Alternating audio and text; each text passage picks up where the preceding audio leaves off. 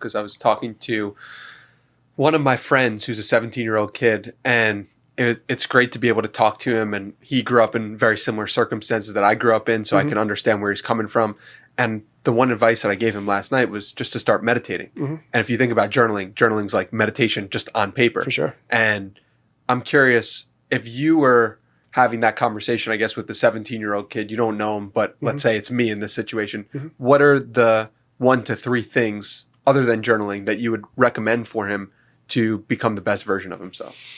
Well, I do think meditation is probably the most important thing besides journaling that people can do. And that was actually funny enough. I only gave 2 tips in the self-awareness episode to not turn into self-consciousness. And it was journaling and meditation. And I was like, I don't know if there's any other practice that's really needed besides that, right? Yeah. Because really what both of those are for, I remember I was in Thailand in 2017, and we were in this place called Chiang Mai, and there was an opportunity where you could spend a day with a monk. And I was like, that sounds awesome. I want to spend a day with a monk. Like I remember being a little kid and getting books on monks, and I was like, man, I could become a monk. I remember being in high school and being like, I could be a monk. Like that seems like something that would be fun to do. Yeah. And so the thing that I did though is I had a day with him, and we sat down, and when he was talking about meditating, the very first thing to do is meditate. And he's like, most people think that they're terrible at meditating because they can't get their mind to stop. But the point of meditation is not to get your mind to stop. The point of meditation is to observe your thoughts. And that's also the exact same thing that I think journaling is to observe them and put them down.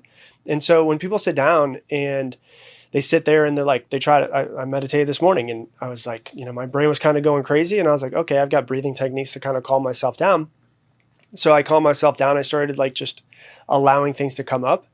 It gives you a space to just sit and be with yourself. Both of those 2 things allow you time to just sit and be with yourself. Like I could say working out does it as well, sure, but there's sometimes when I work out and I'm blasting music because I want to get into it, But I think that if people could just have more space dedicated for themselves and not more space on Instagram or social media, and really start to rediscover who they are, I think is the most important thing. So I don't even think it's 2 or 3 tips. I think that if people just journaled and meditated and started observing their thoughts, and I always say, like, when you're in the jar, you can't read the label.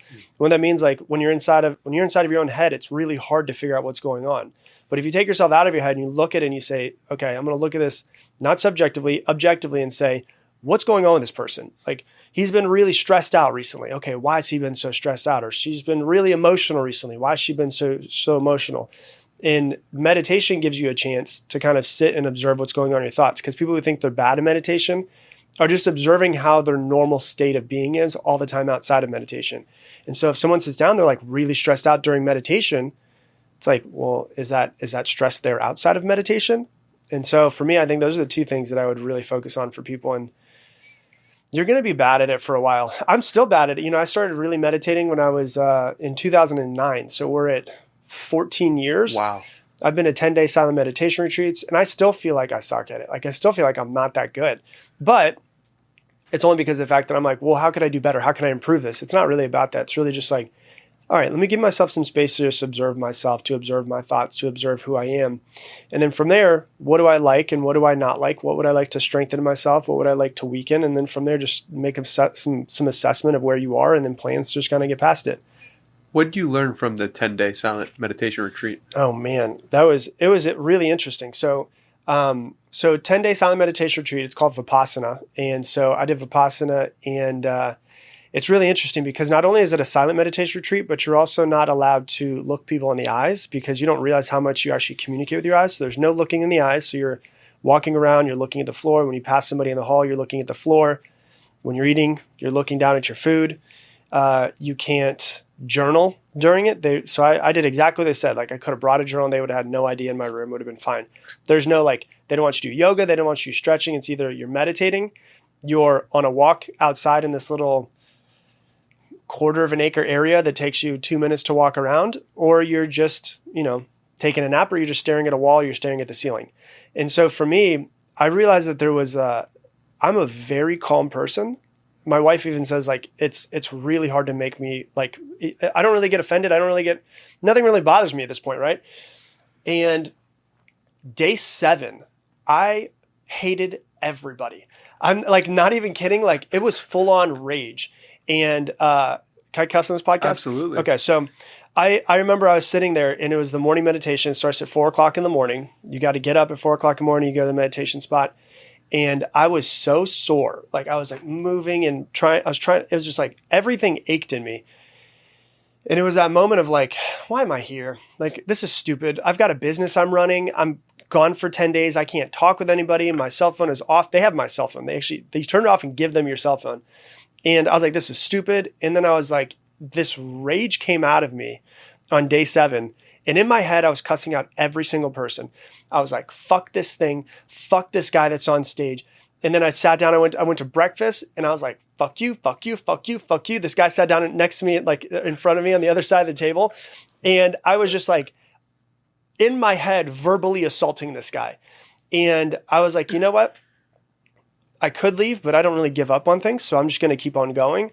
I was like, I'll go to the next meditation. I went to the next meditation and I was just in so much pain. It was just cussing and cussing and cussing. It was like an hour and a half of just rage that was inside of my head.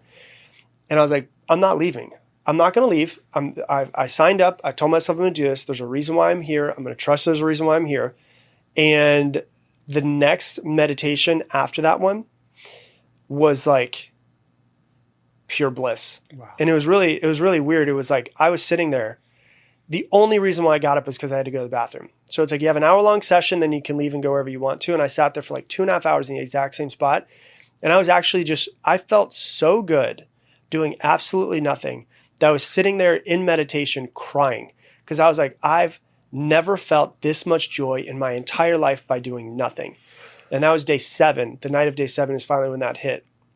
Because everybody says, they're like, oh my God, 10 days. I could do like 2 or 3. I could do a weekend. But it took me 7 days to get to that point where I'm like, no, there's proof in the pudding. You know, like you have to get to that point. And for me, it was like, I've never felt, to this day, I still don't know if I felt that much joy. Like I was even thinking about this morning, I was like, I think I'm going to go back and do it again. Because I just think it's like a hard reset, you know, computer isn't working, just turn it off, turn it back on. And that's kind of what I use. I see it as. It's just like hard reset. Like I've got a whole lot of stuff going on. Business is going really well, but we're hiring people and things are going. We got the book coming out. We've got events we're starting to do. So we have all of these new things. I'm switching over to a new platform with SiriusXM and all of this stuff's just happening where I'm like, all right, in the next few months, I'm going to go do a hard reset again and just kind of, you know, it's been 6 years since I did it last. 5 years. I did 2018. And I was like, I'm just going to do it again. And so for me, it was like, that was the main thing that I learned is like, even though it's not there, there's still stuff there that I need to work through. And that there's joy in doing nothing. I think it's a natural state of a human, but I think our programming is what has actually gotten us out of that natural state of joy. What do you think that actually was when you went from the fuck you to the joy? What happened there? I think it was, I stopped resisting. You know, like I think that we're resisting so, like, I've been saying this a lot lately, is that there are no problems that people have. There's only problems that we create. And so we could look at, like, for instance, I have someone who's in one of my courses and she's got issues with her parents. You know, they don't have any boundaries with her. They're very negative, the way they speak to themselves. You know, they're constantly telling her about what, you know, and I remember a few years ago when she was in one of my programs, they were constantly telling her like she didn't want to get a vaccine. They got a vaccine. And so there's a whole thing of like them trying to tell her as an adult who she should be. And when you have that, it's like, okay, you've got your parents right here, right? But then that's some sort of constraint that you have. My parents are this way. But then what happens is we build like another constraint, which is my parents should be different. And so now I'm fighting 2 different things, which in reality, it's just full on acceptance. And so I think what happened was I came to the point of wanting to control everything and not getting what I wanted. I came to the point of not accepting that you're here for 10 days. You're going to be sore. There's going to be parts of you that you're going to have to let go of. And I think what I came up against was like the part of me that wants to control everything, the part of me that doesn't accept everything. And it was like, I'm here for 2.5 more days, 3 more days.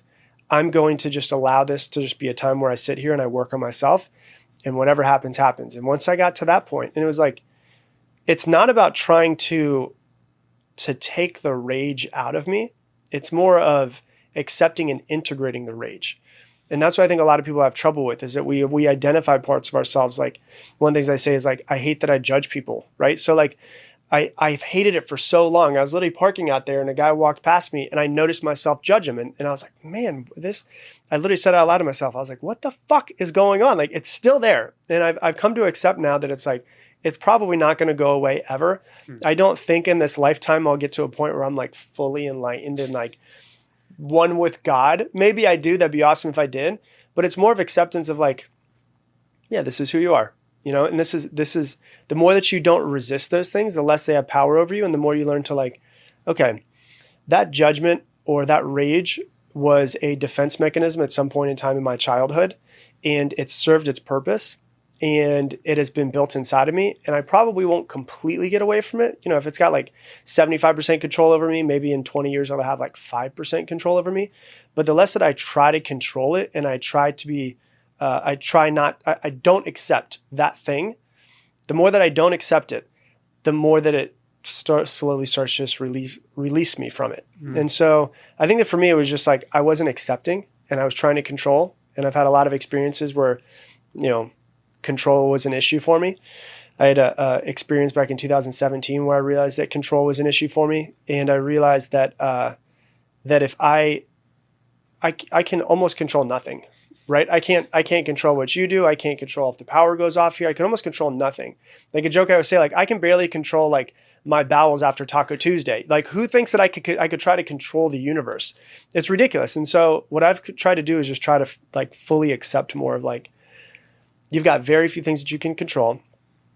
Just learn to be a little bit more. And when I resist something, that thing will persist, and it'll get stronger. And the less I resist that thing, the less it's going to have control over me. If you enjoyed this clip, watch the full episode right over here, and don't forget to subscribe.